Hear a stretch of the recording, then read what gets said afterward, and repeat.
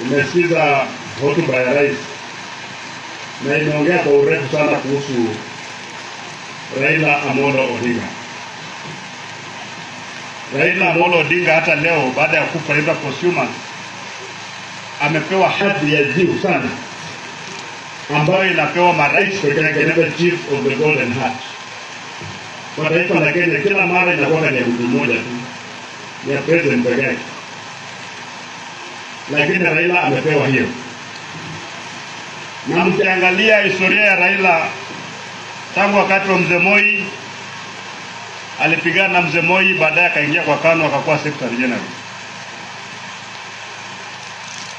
Akaja Mwai Kibaki, walianza pamoja, wakapitana, wakapigana, wakarudi pamoja.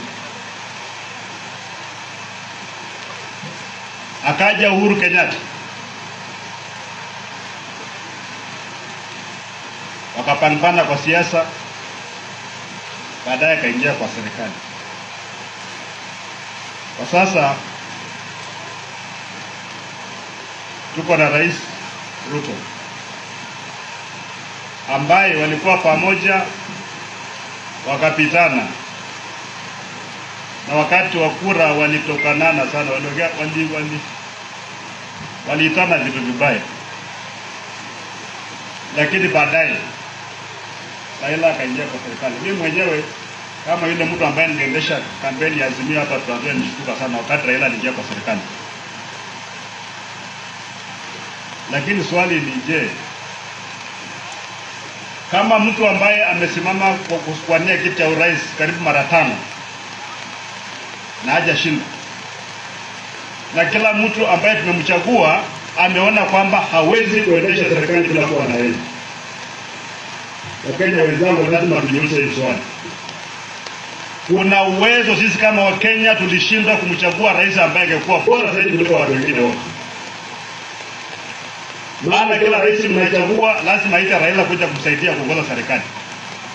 Mbona hamtukumchagua Raila mwenyewe aongoze serikali?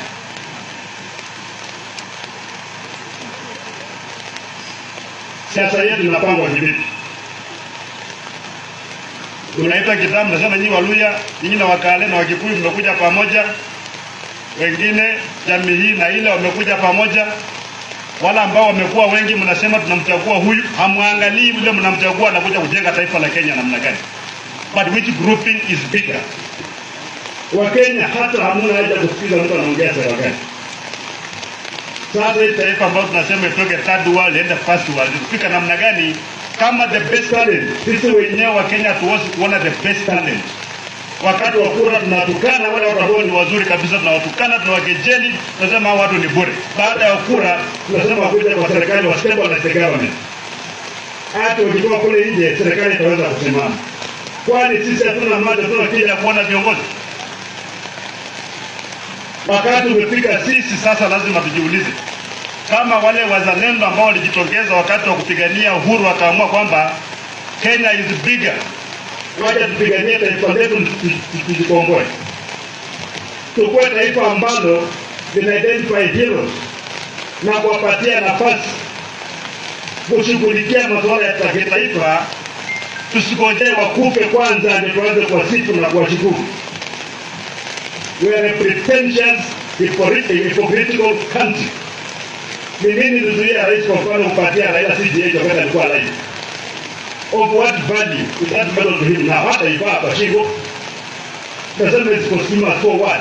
Nataka kusema kwamba Raila alikuwa hai, hatuko tunaona mambo yake mazuri atakupa nitakayaona. Until our country stops being pretentious and hypocritical, ile mambo yote mazuri ambayo tunasema yote yatakomea kwenye kaburi la sahau.